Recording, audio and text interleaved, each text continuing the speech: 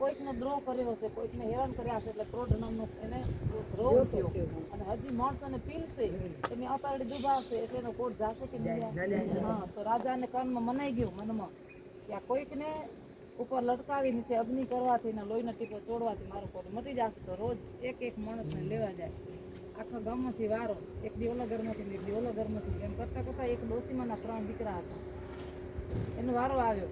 ડોસીમાના ઘરે ગયા રાજાના સૈનિકો લેવા કે રાજાને તમારા ઘરમાંથી એક જણાને માંગી હોય.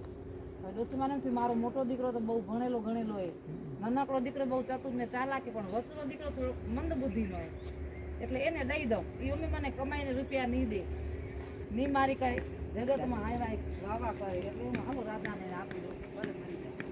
રાજા એ છોકરાને સૈનિકો લઈને આવ્યા, રાજ દરબારમાં છે અગ્નિ નીચે દોરડમાં બાંધી ઉપર લટકાવ્યો ને નીચે અગ્નિ સળગાવી. છોકરાને એમ થયું આ તો મને મારવા તૈયાર થયા રાજા. છોકરા એમ કે તમે મને 2-3 મિનિટ મારું કામ કરવા દો. છોકરાને નીચે ઉતાર્યો.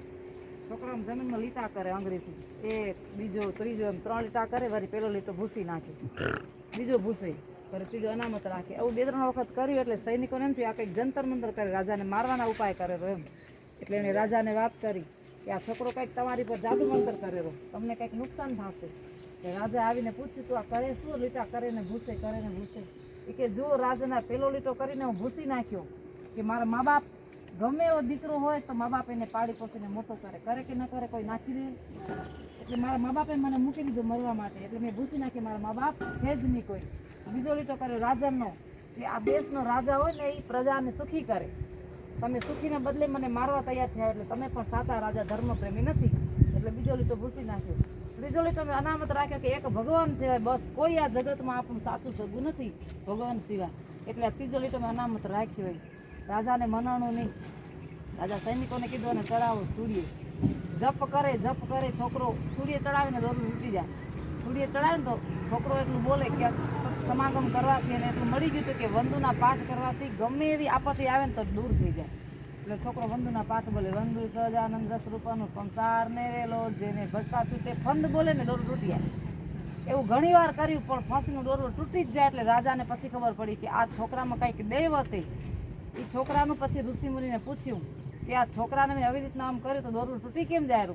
એટલે ઋષિમુનિને બધી વાત કરી, કોઈને પીણવાથી કે કોઈને હેરાન કરવાથી કોઈ દિવસ કોઢ ન જાય, પણ કોઈની અતરડી ઠારવાથી કે કોઈને રાજી કરવાથી તમારો રોગ જાશે.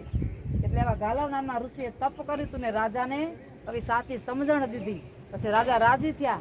એ છોકરા પાસે વરદાન માગી. ઋષિએ કીધું માંગ દીકરા, તારી તો બહુ મહેનતે તું આટલો બધો સંત સમાગમ કરીને ઊંચો ચડ્યો તો તું માંગ, તને શેની જરૂર છે, જીવાડું કે મરાવું?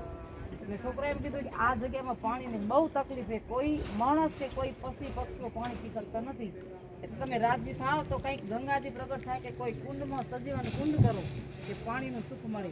એટલે ગાલવ ઋષિના તપશ્ચર્યાથી અહીંયા એક કુંડની સ્થાપનાથી કુંડમાંથી ગંગાજી પ્રગટ થયા. એનું નામ પડ્યું ગલત ઋષિ.